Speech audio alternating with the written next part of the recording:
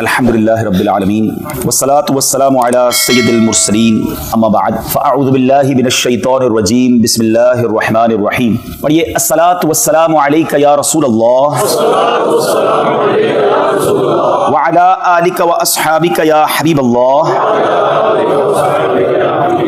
अस्सलातु वस्सलामु अलैका या नबियल्लाह व अला आलिका व अस्हाबिका या नूरल्लाह। दुरूद पाक पढ़ने के बेशुमार फ़ज़ाइल व बरक़ात हैं। बहुत सारी फ़जीलतें दुरूद पाक के अबवाब में मिलती हैं। एक वो सहाबी के जो one of the biggest businessman उस ज़माने के बहुत बड़े ताजिर भी थे और अशरा मुबशरा में से भी थे, हज़रत अब्दुर्रहमान बिन औफ़ रज़ियल्लाहु तआला अन्हु। वो रिवायत करते हैं कि एक दिन नबी पाक सल्लल्लाहु अलैहि वसल्लम ने अपने घर से बाहर एक बाग की तरफ तशरीफ़ ले गए। कहते हैं मैं भी प्यारे आका अलैहिस्सलाम के पीछे पीछे जाने लगा।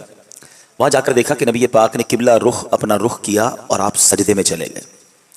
इतना तवील सजदा किया कि मुझे ये खौफ हुआ कि कहीं अल्लाह करीम ने नबी पाक अलैहिस्सलाम की रूह मुबारका कहीं सजदे ही में तो नहीं कब्ज़ फरमा ली, आका दुनिया से तशरीफ़ तो नहीं ले गए।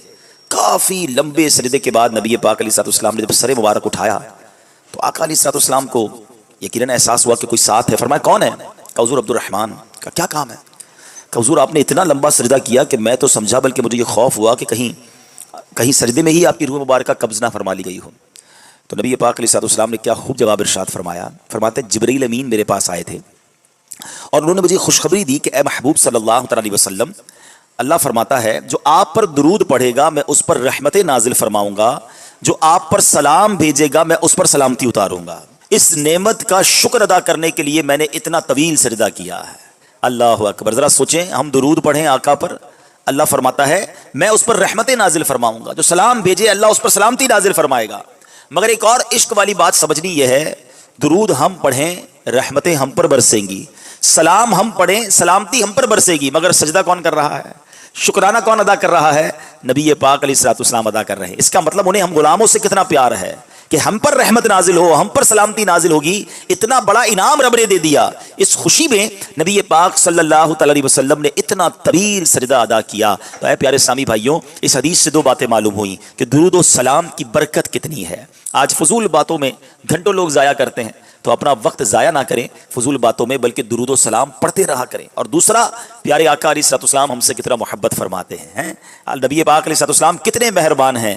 तो जो इतने मेहरबान आका हो उन्हें नाराज़ नहीं किया जाता, उनकी सुन्नतों पर अमल किया जाता है, उनकी बातों पर फॉलो किया जाता है। तो अल्लाह करे कि हम ऐसी ज़िंदगी गुजारें कि सरवर कायनात सल्लल्लाहु अलैहि वसल्लम हमसे राज़ी हो और हम उनकी बरकतें हासिल कर सकें। आइए मोहब्बत के साथ बाआवाज़ बुलंद दुरूद पाक पढ़ लें। सल्लु अलल हबीब सल्लल्लाहु तआला अला मुहम्मद सल्लल्लाहु अलैहि वसल्लम।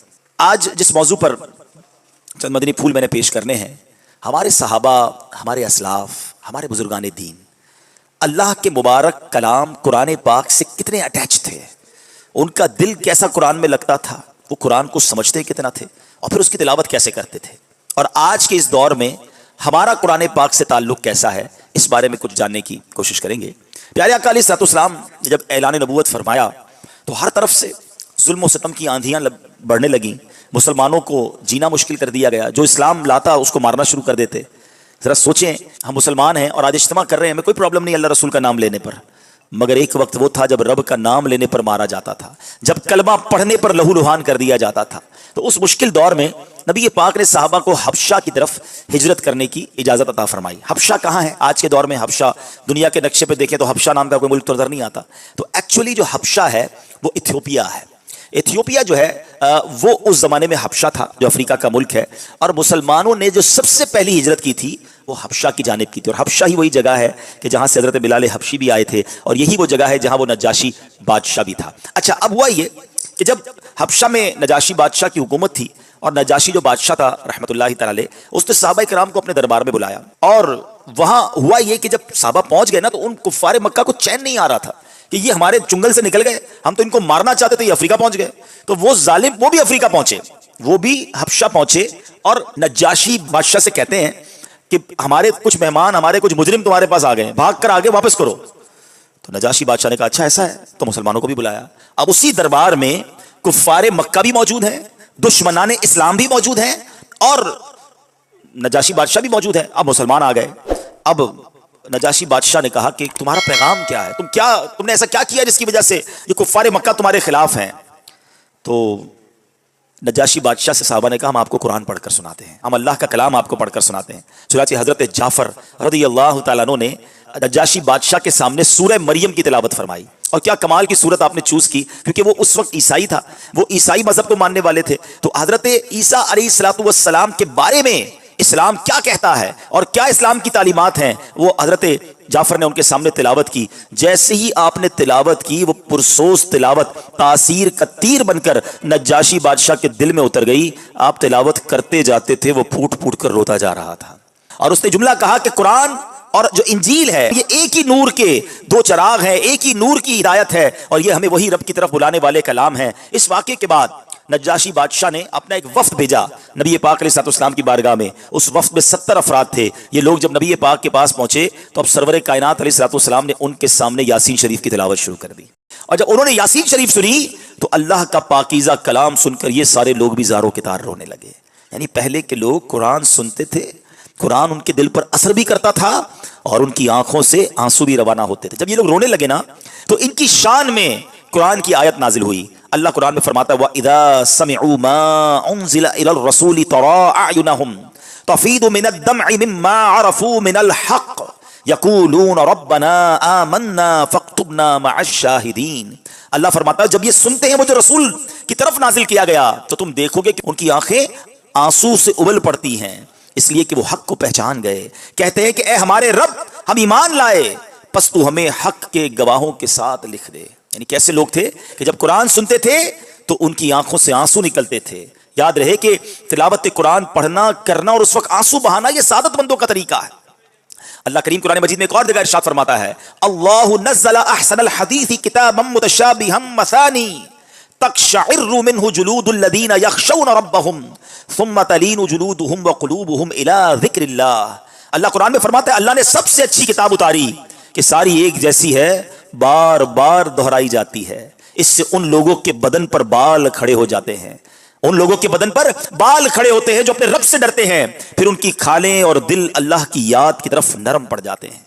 हज़रत अस्मा रज़ियल्लाहु ताला अन्हा फरमाती हैं सहाबा किराम की हालत यह थी कि जब उनके सामने कुरान तिलावत किया जाता तो उनकी आंखों से आंसू जारी हो जाते, उनके रोंगटे खड़े हो जाया करते थे।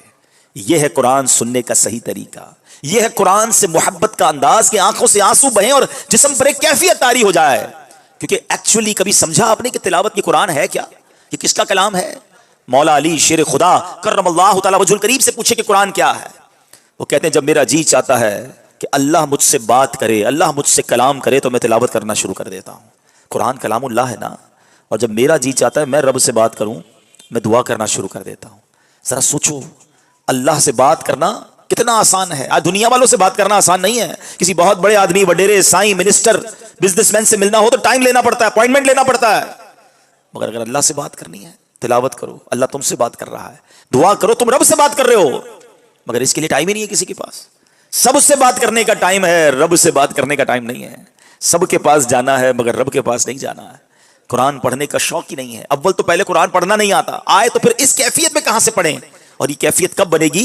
जब कुरान को हम अच्छे अंदाज से पढ़ने वाले बनेंगे। और नबी पाक खुद भी साहबा को तरगीब दिया करते कि कुरान पढ़ो तो समझो और फिर उस पर आंसू भी बहाओ। एक बार नबी पाक अलैहिस्सलाम ने, हज़रत जरीर बिन अब्दुल्लाह रावी हैं, कहते हैं नबी पाक ने सहाबा किराम के सामने फरमाया कि मैं तुम्हारे सामने सूरह तकासुर की तिलावत करता हूँ। कौन सी सूरत? अल्हाकुमुत तकासुर हत्ता ज़ुरतुमुल मक़ाबिर। सिर्फ ये दो आयतें समझ लेना, सिर्फ दो आयतें, काश ये दो बातें हम समझ लें। क्या है इन दो आयतों में? कुरान कहता है अल्हाकुमुत तकासुर, तुम्हें हलाक कर दिया माल की ज्यादा तलबी ने, और तकासुर और कसरत, और चाहिए और चाहिए। एंड ऑफ द डे होता क्या है? हत्ता ज़ुरतुमुल मक़ाबिर, यहां तक कि तुमने कब्रों का मुंह देखा। प्लानिंग 5 साल की है, 10 साल की है, 20 साल की है, बस थोड़ा टाइम के बाद ये कर लूंगा, फिर ये जमीन बेचकर ये कर लूंगा, फिर ये काम करूंगा तो ये फैक्ट्री खोल लूंगा। अगले 15 साल की तुम्हारी प्लानिंग है, वो प्लानिंग इधर ही रह गई। हत्ता ज़ुरतुमुल मक़ाबिर, तुमने कब्रों का मुंह देखा। आज हम ट्रेवल कर रहे हैं, कोई यहां से कराची जा रहा है, कोई कहीं और जा रहा है, हम कभी नहीं सोचते कि हो सकता है ये सफर आखिरी सफर हो। क्या रोडों पे एक्सीडेंट नहीं होते? हमें 1 मिनट पहले पता नहीं होगा कि हम दुनिया से जाने वाले हैं। हत्ता ज़ुरतुमुल मक़ाबिर, यहां तक कि तुमने कब्रों का मुंह देखा।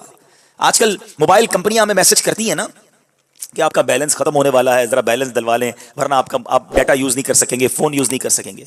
मगर जिंदगी में कोई मैसेज नहीं आएगा कि जनाब आज आखिरी दिन है, तौबा कर लें, 3 दिन रह गए, कज़ा कर लीजिए, अल्लाह को राजी कर लीजिए, टुडे इज लास्ट डे, अब सिर्फ 6 घंटे रह गए, आखिरी लम्हात है। नो, पता ही नहीं होता। सुबह बंदा घर से निकलता है, बाज़ औक़ात तो घर वालों को कह कर जाता है कि ये वाला खाना बनाना, रात को आके खाऊंगा, और वो वाले कपड़े भी इस्त्री करके रखना, फिर दोस्तों में जाना है। कपड़े भी इस्त्री होते हैं, खाना भी तैयार होता है, बंदा नहीं आता, जनाजा आता है। आगाह अपनी मौत से कोई बशर नहीं, सामान 100 बरस का है, पल की खबर नहीं। सोचिए, हमें ये बात गौर करनी है कि कभी भी हम दुनिया से जा सकते हैं। प्यारे आका अलैहि सल्लल्लाहु अलैहि वसल्लम ने क्या कहा साहबा से कि मैं तुम्हारे सामने ये सूरत की तिलावत कर रहा हूं, और आका फरमा रहे कि जो तुम में से रोएगा वो जन्नत में दाखिल होगा। अब नबी पाक ने सहाबा के सामने सूरत तकासुर तिलावत की। हज़रत जरीर कहते हैं कुछ तो रोए, कुछ नहीं रोक सके। जो नहीं रो सके उन्होंने अर्ज़ किया, रसूलुल्लाह सल्लल्लाहु अलैहि वसल्लम ने रोने की कोशिश तो की मगर रो नहीं सके। प्यारे आका ने फरमाया तो मैं तुम्हारे सामने दोबारा पढ़ता हूं, जो रोएगा उसके लिए जन्नत है, जो ना रो सके वो रोने जैसी सूरत ही बना ले। 2 बातें पता चली, समझ कर कुरान पढ़ना, कुरान के पैगाम को अंडरस्टैंड करना, बीइंग अ मुस्लिम, एक मुसलमान होने की हैसियत से कितना जरूरी है, और फिर दूसरा कुरान के इस असर को दिल में उतारना। मगर यहां तो हाल यह है कि पूरा पूरा साल गुजर जाता है, कुरान को हाथ ही नहीं लगाते। हमने तो कुरान को समझा है कि ये कुरान जो है ये हमारे लिए किताब है, और ये किताब बरकत के लिए है। यकीनन कुरान बरकत के लिए भी है, मगर ये कुरान सिर्फ बरकत के लिए नहीं, ये किताब बरकत भी है और किताब अमल भी है। हमने क्या किया है, कुरान को किताब बरकत समझा है। कोई ऐसी नई दुकान लेंगे, फौरन कुरान खानी करवाएंगे, कुरान लेके जुल्दान में भी रख देंगे, जल्दी भाई एक अच्छा सा कुरान पाक अच्छी पैकिंग में लेकर आओ क्योंकि नया घर लिया है उसमें रखना है। अच्छा अब किस लिए चाहिए, वो नई दुकान के लिए। अच्छा अब किस लिए चाहिए, वो बच्ची की शादी है ना तो उसकी रुखसती के लिए सर पे रखना है। बस क्या यही कुरान का काम था? अफसोस ये होता है कि बरकत में भी हम पता ही क्या करते हैं, जिसके घर में कुरान खानी है ना फिर भी उसने कुरान नहीं पढ़ना है, बच्चों से, मदरसे के बच्चों से कुरान पढ़ाना है, खुद बिरयानी तैयार करवा रहा होगा। अरे भाई तुम्हारे घर में कुरान खानी खुद तो पढ़ लो, आपकी दुकान पर कुरान खानी हो रही, कम से कम यहां तो पढ़, वो भी नहीं पढ़ना है। आप बताएं इतना दूर कुरान से रहकर हम कैसे कामयाब होंगे? अल्लाह के कलाम से दूर रहना अच्छा नहीं है। नबी पाक अलैहिस्सलाम फरमाते हैं वो दिल वीरान है जिसमें कुछ कुरान नहीं है। अपने आप से पूछें कि हम कितना कुरान से अटैच हैं, कितना पढ़ते हैं कुरान और कितना समझते हैं। हमारे असलाफ कुरान कैसा पढ़ते थे, आए हाय, और कैसे उससे बरकतें लूटते थे। कुरान पता ही क्या है, सुनो, अल्लाह सूरह इब्राहिम आयत नंबर 1 में फरमाता है किताबुन अंज़लनाहु इलैका लितुखरिजन नास मिनज़ ज़ुलुमाति इलन नूर। अल्लाह फरमाता है एक किताब है कि हमने तुम्हारी तरफ उतारी